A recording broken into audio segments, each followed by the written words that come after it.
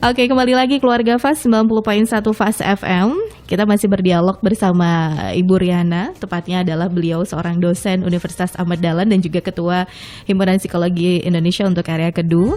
Dan Dr. Riana Masyari di sini masih akan membahas berkaitan dengan ketahanan keluarga selama masa pandemi. Tadi sudah ada checkpointnya gitu ya. Ada 6 ciri keluarga yang mereka mampu dengan ketahanan keluarga masing-masing. Ada aspek dari kita bisa lihat.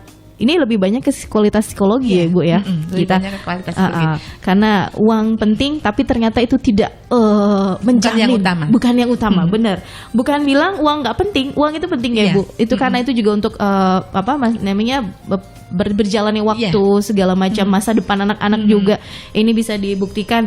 Tapi ternyata kualitas psikologi dari ciri-ciri tadi sangat mendukung sekali. Oke, baik. Ibu, sebelum nanti Ibu kasih closing, ini ada pertanyaan yang masuk di redaksi kami dari Mbak Noni, ada di Jurang Ombo. Ibu tolong dong caranya supaya anak ini mau terbuka dengan permasalahan pada orang tua, tidak hanya dipendam saja. Jadi biar ketahanan keluarga kami bisa meningkat ya. Ada juga ini pertanyaan, mungkin nanti bisa disambung. Bagaimana caranya menyatukan visi dan misi antara suami dan istri untuk meningkatkan ketahanan keluarga? Monggo Ibu. Yang pertama dulu dari Bu Noni. Bu Nuni ya, Bu Nuni. Bu Nuni pada anak-anak, Bu Nuni perlu introspeksi dulu sebagai orang tua. Selama ini Bu Nuni tipe ibu yang bisa terbuka tidak dengan anak-anak dalam membahas berbagai macam hal. Kalau tidak, berarti Bu Nuni harus melatih diri dulu untuk belajar terbuka dengan anak-anak, membahas berbagai macam hal ya, mulai dari hal-hal yang sederhana sampai dengan yang, apalagi kalau anak-anak sudah mulai beranjak remaja, mereka sudah bisa mulai berpikir abstrak gitu. Nah itu perlu dibiasakan untuk saling berdiskusi. Awalnya bisa hanya sekedar berbagi rasa saja Bu Nuni. Jadi misalnya ketika Bu Nuni mengalami peristiwa apa gitu, bisa aja mengatakan, Ibu kok sedih ya rasanya menghadapi kondisi ini gitu. Tapi yang sebatas anak-anak bisa memahami gitu ya. Jadi berawal dari Bu Nuni belajar untuk membuka diri, ayahnya juga gitu. Tapi kalau anaknya sudah remaja, Bu Nuni seperti tadi ditanyakan oleh Mbak Reni, jadi memang masa remaja itu memang masa yang dimana mereka lebih dekat dengan teman-teman sebaya. Saya pun pada anak-anak saya yang remaja, apalagi anak remaja laki-laki ya, mereka juga nggak terlalu se-ekspresif anak-anak perempuan gitu, sehingga saya pun juga memberi mereka keleluasaan untuk tidak terbuka ke saya gitu. Jadi asal ketika kita melihat semuanya baik-baik saja gitu, enggak masalah. Jadi ada banyak hal yang memang mungkin remaja itu merasa tidak nyaman dengan kita sebagai orang tua, ketika misalnya dia mungkin konflik dengan teman-temannya misalnya. Nah itu mungkin ada remaja yang mereka merasa lebih nyaman ketika itu berbagi dengan sesama teman sebaya, nggak apa-apa gitu. Jadi ada hal-hal yang memang kita tidak harus selalu tahu tentang anak kita, tapi ketika anak kita dipancing mau berbagi, maka kita menjadi tempat yang nyaman. Kenapa anak sering tidak nyaman dengan orang tua? Karena biasanya orang tua banyak mencela. Jadi ketika anak punya masalah, anak punya satu kondisi yang mungkin itu mereka alami, kita orang tua tuh ngemingki, halah mingkoyo ngono kok misalnya, atau ayo kamu tuh sabar toh, jadi gitu. Jadi lebih banyak peran menasehati ataupun jadi figur yang menjadi penilai benar atau salah. Nah, itu yang biasanya akan dihindari oleh anak-anak kita. Kita akan menjadi lebih mudah untuk diterima oleh anak-anak, mereka menjadi terbuka ketika mereka merasa aman dengan kita. Sehingga rasa aman anak-anak ini dulu yang perlu kita kuatkan. Nah, cara memberi rasa aman gimana? Yang pertama tadi ya, jadi kita menghargai perbedaan. Misalnya ketika mereka mengungkapkan ketidaksukaannya, keresahannya, kecemasannya, kita terima dulu gitu. Jadi misalnya nih, kadang-kadang kecemasan ataupun rasa takut atau berbagai perasaan tidak nyaman remaja itu hal yang sepele, yang menurut kita itu kadang-kadang cuman kayak gitu aja, mosok jadi masalah sih. Nah, kita jangan ngemingki itu tadi ya, supaya anak kita merasa bahwa apa yang dia keluhkan itu memang berarti buatnya, dan kita memahami arti itu.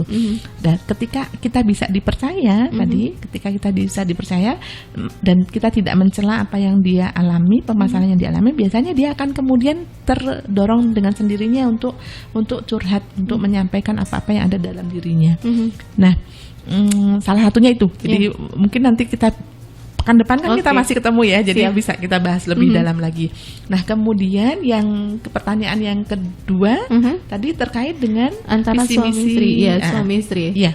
Kalau visi misi itu sebaiknya satu, Ibu. Jadi Ya. jangan ada dua visi dalam keluarga. Sebaiknya satu. Jadi disepakati dulu apa yang akan kita raih nih, yang dalam keluarga itu apa yang paling penting untuk diwujudkan bersama. Nah, baru kemudian kita bahas nih kalau anak-anak sudah agak besar, kita bahas bersama gimana caranya untuk cita-cita keluarga itu bisa dicapai secara bersama. Peran ayah apa, peran ibu apa, peran anak-anak apa. Jadi ada masing-masing punya tanggung jawab untuk meraih visi yang dirumuskan bersama. Dan ini perlu memang ngobrol bareng gitu ya. Perlu ngobrol bareng. Nah, kemudian perlu ada evaluasi. Jadi kalau nggak satu visi gimana, Bu? Ya disatukan dulu. Harus disatukan dulu. Nggak bisa kita jalan dalam satu kapal, yang satu pengen ke utara, satu pengen ke selatan, nggak bisa. Nggak nyampe-nyampe, Bu. Nyampe.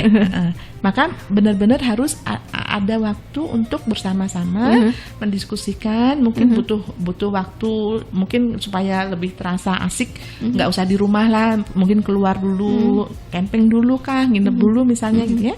Nah, itu bisa kita lakukan dulu gitu, untuk benar-benar merumuskan visi, karena itu penting ya. Arah yang ingin kita tuju tuh kemana harus kita tentukan dulu bersama-sama. Nanti setelah itu baru kemudian caranya gimana, misinya. Jadi ada pembagian Tugas, tanggung jawab nih jawab. antara ayah, ibu dan anak gitu. Jadi dan semua diharapkan bisa saling bekerja sama untuk bisa merealisasikan itu. Kemudian nanti perlu ada evaluasi, boleh itu evaluasinya bulanan, boleh itu mingguan gitu. Apakah yang sudah kita lakukan ini mendekatkan kita pada visi kita atau menjauhkan? Nah, kalau menjauhkan, apa yang perlu kita kembangkan? Nah, ketika kita membahas, mengevaluasi atau kemudian mencermati kembali, maka tadi kemampuan berkomunikasi secara positif itu penting dalam keluarga, sehingga tidak ada saling menyalahkan, tidak ada saling melempar tanggung jawab, semuanya merasa harus berperan untuk mencapai apa yang dicita-citakan dalam keluarga. Baik, kalau kedengaran seperti itu benar-benar adem dan harmonis ya, Ibu. Amin. Ya. Amin, insyaallah. Dan pastinya memang ini harus kita aplikasikan di tengah keluarga, apalagi dalam masa pandemi. Harus saling menguatkan. Nah, ini bisa menjadi satu hal yang PR ya, Ibu. Ini harus kita lakukan setiap hari juga. Iya, dan untungnya di masa pandemi ini kan interaksi kita dengan keluarga lebih tinggi ya, Mbak. Nah, ini sebenarnya masa-masa yang sangat baik sih menurut saya untuk mereview kembali arah tujuan keluarga kita masing-masing. Sehingga dengan kebersamaan selama berbulan-bulan ini kita sebenarnya sayang gitu kalau waktu yang Allah berikan ini mungkin nggak akan terulang, nggak akan terulang.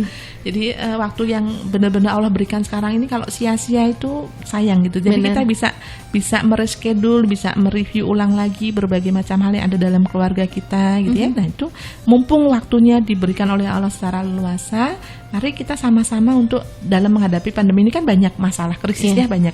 Ada keuangan, banyak keluarga yang tidak full menerima gajinya, bahkan ada yang PHK gitu ya. Nah, ini perlu kita bahas bersama bagaimana kita satu anggota keluarga ini bisa menghadapi semua bersama-sama. Oke deh, that's point ya. Jadi kita harus benar-benar bersama. Kebersamaan ini udah luar biasa banget gitu ya. Bu Riana harus janji Kamis besok kita akan membahas ini lagi, bersambung part kedua ini ya. Insya Allah. Ya, karena ini juga ada beberapa pertanyaan yang masuk yang belum kita bahas. Insya Allah Kamis depan kita akan membahasnya gitu, karena waktunya juga udah di penghujung. Berasanya tuh baru tadi opening tuh, Reni tahu-tahu udah mau closing aja nih. Terima kasih Bu Riana atas waktu dan informasinya, berbagi informasi yang luar biasa. Sharing ini semoga bisa bermanfaat dan bisa kita aplikasikan di kehidupan sehari-hari ya, keluarga Fas. Terima kasih. Salam untuk rekan-rekan Ibu Riana. Insya Allah, Mbak Reni. Iya. Satu hal yang penting sebagai penutup, Mbak Reni, bahwa untuk menguatkan keluarga perlu ada masalah. Sehingga permasalahan adalah salah satu pupuk penting untuk menguatkan keluarga. Alhamdulillah. Jadi ada masalah kita terima dulu ya, Ibu. Penerimaan ini menjadi penting. Setelah itu kita cari solusinya bareng-bareng. Itu ya. Terima kasih Mbak Reni. Iya, Ibu, selamat siang. Assalamualaikum. Waalaikumsalam warahmatullahi wabarakatuh. Baik, demikian tadi keluarga Fas Dr. Riani Masyar. Kita masih membahas ketahanan keluarga selama masa pandemi. Insya Allah Kamis depan kita akan bersambung nih, bahas lagi dan jawab pertanyaan dari Anda. Terima kasih yang sudah ikutan bergabung. Setelah ini Reni akan kembali bersama Anda dalam Fas Familia. Sampai di sini untuk dialog interaktifnya. Pamit sementara ya. Wassalamualaikum warahmatullahi wabarakatuh. 90.1 Fas FM